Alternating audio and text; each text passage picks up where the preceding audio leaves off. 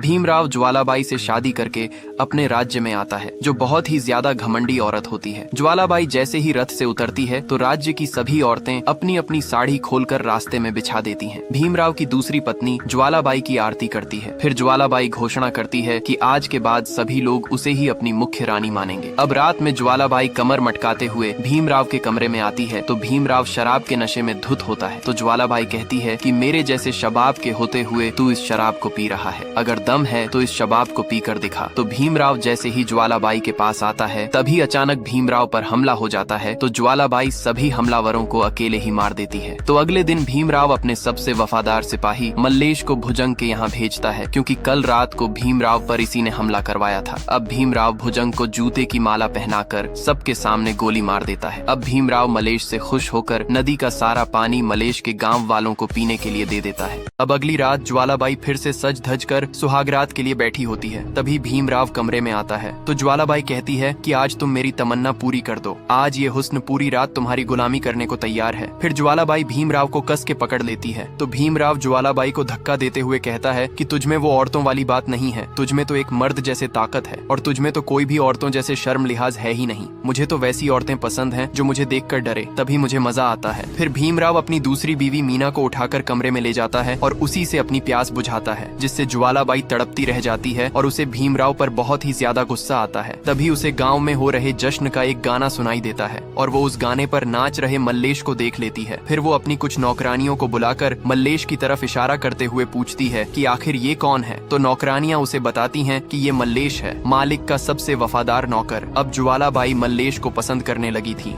भीमराव ज्वालाबाई को ठंडा नहीं कर पाता है तो ज्वालाबाई की हवस और भी ज्यादा जाग जाती है और वो कहती है कि क्या महल में कोई भी ऐसा नहीं है जो उसकी प्यास बुझा सके। फिर ज्वालाबाई सज धज कर एक नौकर के सामने जाती है जिसका नाम मल्लेश होता है। ज्वालाबाई कहती है कि तुम ये क्या कर रहे हो। तो मल्लेश कहता है कि मैं लड़ाई का अभ्यास कर रहा हूँ। तो ज्वालाबाई कहती है कि क्या तुम सिर्फ मर्द से ही लड़ते हो या कभी औरत से भी लड़े हो। तो मल्लेश ना में सिर हिला देता है। इस पर ज्वालाबाई कहती है तो फिर लड़ो ना, तुम मुझे हरा कर दिखाओ। इस पर मल्लेश कहता है कि पहली बात तो आप मेरी मालकिन हैं और दूसरी बात मैं औरतों से कुश्ती नहीं करता। तो ज्वालाबाई कहती है कि ये मेरा हुक्म है कि तुम मुझसे मुकाबला करो। फिर ज्वालाबाई और मल्लेश में कुश्ती होने लगती है। तो ज्वालाबाई अपने आप को हारता हुआ देखकर मल्लेश के होठों पर चुंबन कर देती है, जिससे मल्लेश हार जाता है। फिर ज्वालाबाई सबको अपने कान बंद करने के लिए कहती है। अब ज्वालाबाई मल्लेश से कहती है कि मुझे पता है तू हार गया है, लेकिन आज रात को तुझे मेरे कमरे में आना है और असली मर्द जहाँ जीतते हैं वो जगह मेरे पास है, तो आओ और वहाँ जीत कर दिखाओ। भीमराव जंगल में जब शिकार खेलने आता है तो उसे तालाब में एक कुमारी लड़की दिखाई देती है, जिसे देखकर भीमराव बेचैन हो जाता है। भीमराव अपने सेवक से पूछता है कि हमारे राज्य में इतनी सुंदर लड़की है, तूने पहले क्यों नहीं बताया। फिर भीमराव जबरदस्ती उस लड़की को अपनी गाड़ी में बिठा लेता है और अपने राज्य वापस लौटने लगता है। लेकिन तभी भीमराव को रास्ते में उसी के राज्य की एक पागल लड़की मिल जाती है। वो पागल लड़की भीमराव को शादी करने के लिए कहती है, लेकिन तभी भीमराव देखता है कि गाड़ी में बैठी हुई लड़की भाग चुकी है। अब भीमराव अपने राज्य में वापस तो आ जाता है, लेकिन वो उस लड़की के प्यार में पागल हो जाता है। वो बस दिन रात उसी के बारे में सोचता रहता है। उधर ज्वालाबाई भी मल्लेश के साथ लिए हुए चुंबन को याद करके तड़प रही होती है। वो मल्लेश के साथ अपनी प्यास बुझाने के सपने देख रही होती है। इधर भीमराव की पहली पत्नी जब उसके लिए खाना लाती है तो वो देखती है कि भीमराव एक जिंदा मुर्दे की तरह कुर्सी पर बैठा है और बस उसी लड़की को ही याद करे जा रहा है। फिर भीमराव बिना खाए ही वहाँ से सीधे जंगल में चला जाता है और उसे लड़की को पूरे दिन जंगल में ढूंढता रहता है, लेकिन वो लड़की उसे। इधर ज्वालाबाई मल्लेश के साथ अपनी प्यास बुझाने के लिए तड़प रही होती है। फिर वो कुछ नौकरानियों को बुलाकर कहती है कि आज रात भीमराव महल में नहीं है, तो जाओ और मल्लेश को मेरे कमरे में मेरी प्यास बुझाने के लिए लेकर आओ। तो नौकरानियां मल्लेश से जाकर कहती हैं कि तुम्हें छोटी मालकिन ने बुलाया है, लेकिन मल्लेश आने के लिए मना कर देता है। फिर ज्वालाबाई गुस्से में अपनी बंदूक उठाती है और मल्लेश के ऊपर बंदूक रखकर कहती है कि अगर तू जिंदा रहना चाहता है तो तुझे मेरी प्यास बुझानी ही पड़ेगी। फिर वो मल्लेश को अपने कमरे में लेकर आती है तो मल्लेश भागने लगता है। तो ज्वालाबाई कहती है कि भागकर कहाँ जाएगा, आज रात तो तुझे मेरी प्यास बुझानी ही पड़ेगी। फिर ज्वालाबाई मल्लेश के साथ जबरदस्ती करने लगती है, लेकिन तभी भीमराव जंगल से वापस आ जाता है। तो भीमराव का सेवक कहता है कि आपके जाने के बाद छोटी मालकिन मल्लेश के साथ कमरे में अपनी प्यास बुझा रही है, लेकिन भीमराव को कुछ भी फर्क नहीं पड़ रहा था। वो तो बस एक मुर्दे की तरह चल रहा था, जैसे उसे कुछ सुनाई ही न दिया हो। लेकिन तभी ज्वालाबाई को भीमराव के आने का शक हो जाता है तो ज्वालाबाई मल्लेश को जाने के लिए कह देती है।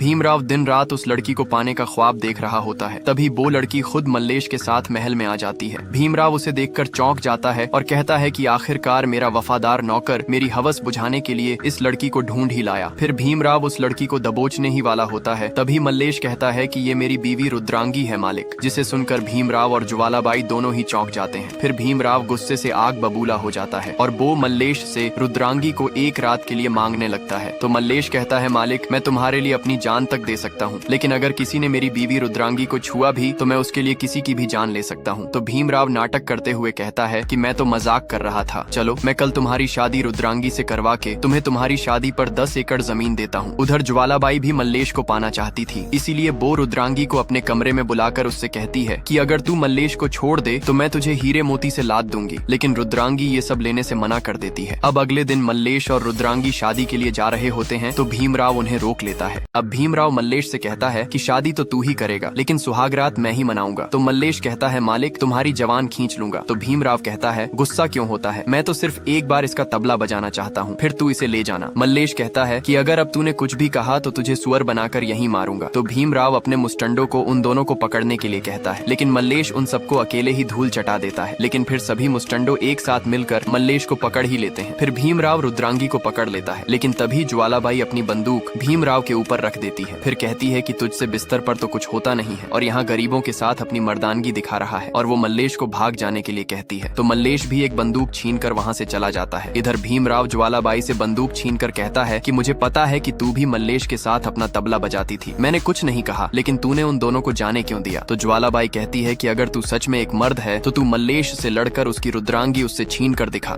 अब रुद्रांगी खुद राजा के साथ एक रात गुजारने के लिए तैयार हो जाती है। फिर मल्लेश रुद्रांगी को दुल्हन की तरह सजाने लगता है। इधर राजा भी रुद्रांगी को पाने की खुशी में नाच रहा होता है। अब मल्लेश रुद्रांगी को महल में ले जाकर भीमराव के कमरे में छोड़ देता है। तो भीमराव रुद्रांगी के कमरे में जैसे ही जाता है तो वो उस पर झपट पड़ता है। इधर ज्वालाबाई मल्लेश से कहती है कि तू तो खुद को मर्द कहता था, आज क्या हुआ, क्या मर्द अपनी बीवी को किसी के डर से दूसरे को दे देते हैं। अब भीमराव तेरी बीवी के साथ क्या क्या करेगा तू जानता भी है। लेकिन तभी वहाँ पर कर्णम आ जाता है और वो ज्वालाबाई को बताता कि मल्लेश भीमराव से डरा नहीं है, रुद्रांगी ने खुद ही गांव के लोगों की जान बचाने के लिए यह फैसला लिया है। तो ज्वालाबाई फिर से एक बार मल्लेश से कहती है कि तू अभी भी बहुत कुछ कर सकता है, तू भीमराव को मारकर अपनी रुद्रांगी को बचा ले, इसमें मैं तेरी मदद करूंगी। लेकिन मल्लेश भीमराव से गद्दारी करने से मना कर देता है। इधर गांव वालों को लगता है कि भीमराव ने उन्हें रुद्रांगी के बदले पानी दे दिया है, लेकिन भीमराव ने तो पहले ही पानी में जहर मिलवा दिया होता है। भीमराव जैसे ही अपने नौकर की बीवी के कमरे में जाता है तो रुद्रांगी को देखकर उसकी हवस और भी ज्यादा बढ़ जाती है। भीमराव रुद्रांगी से कहता है कि जल्दी से मेरी बाहों में आ जा, तू आज रात मेरी प्यास बुझा दे तो मैं तुझे रानी बना दूंगा और मल्लेश को जान से मरवा दूंगा। इधर ज्वालाबाई मल्लेश से कहती है कि तू चाहे तो अभी भी रुद्रांगी को बचा सकता है, तू भीमराव को मार दे, इसमें मैं तेरी मदद करूंगी। लेकिन मल्लेश कहता है कि भीमराव ने मेरी बीवी रुद्रांगी के बदले गांव वालों को अपने तालाब का पानी दिया है, अगर मैं भीमराव से गद्दारी करूंगा तो भीमराव अपने तालाब का पानी फिर से बंद करवा देगा। इधर गांव वाले जब तालाब का पानी पीते हैं तो सभी लोग चिल्लाने लगते हैं, क्योंकि जिसने भी तालाब का पानी पिया होता है वो मर जाता है। तो मल्लेश का भाई कहता है कि कोई भी पानी मत पीना, भीमराव ने हमसे गद्दारी की है, उसने पानी में पहले से ही जहर मिला दिया है। तभी भीमराव की बीवी के पेट में दर्द होने लगता है और उसकी एक बेटी पैदा हुई होती है। तो वो ज्वालाबाई और मल्लेश को बुलाकर कहती है कि मेरा पति राक्षस है, तुम मेरी बेटी पर उसकी परछाई भी मत पड़ने देना और तुम लोग इसे महल से कहीं दूर ले जाकर पालना। अब राजा की हवस के कारण मल्लेश की बीवी मर जाती है, जिससे मल्लेश पागल हो जाता है। फिर वो सबको उठा उठाकर पटकने लगता है, लेकिन भीमराव एक ही लात में मल्लेश को महल से बाहर फेंक देता है। अब जब गांव वालों को यह बात पता चलती है तो वो भीमराव पर हमला करने लगते हैं, लेकिन भीमराव इतना ताकतवर होता है कि सबको अकेले ही टपका देता है। तभी एक आदमी मल्लेश को कुछ गोटियां देता है, तो मल्लेश उन गोटियों से भीमराव को मारकर चालाकी से उसके पैरों में रस्सी बांधकर उसे गिरा देता है। अब सभी गांव वाले मिलकर भीमराव को एक बैलगाड़ी की बल्लियों में बांधकर ऊपर टांग देते हैं, लेकिन इतनी बेइज्जती होने के बाद भीमराव बौखला जाता है और वो अपनी ताकत से बल्लियों को तोड़कर आजाद हो जाता है। अब भीमराव और मल्लेश दोनों ही बैलगाड़ी का एक एक पहिया उठाकर लड़ने लगते हैं। तभी भीमराव एक सैनिक से तलवार छीनकर मल्लेश को भोंक देता है, जिससे मल्लेश भी जमीन पर गिर जाता है। अब भीमराव अपनी कुर्सी पर बैठकर सबको उसके सामने झुकने को कहता है, लेकिन तभी मल्लेश भीमराव के सभी सैनिकों से कहता है कि आज इसने मेरी बीवी के साथ ऐसा किया है, कल ये तुम्हारी बेटी और बीवियों के साथ भी ऐसा ही करेगा। यह सुनकर भीमराव के सैनिक भी बगावत कर देते हैं और वो सभी भीमराव को मारने के लिए आगे बढ़ने लगते हैं। लेकिन अब भीमराव भीमराव अपनी मौत को सामने आता देखकर कभी न झुकने वाला राजा भीमराव खुद ही अपना गला काट देता है।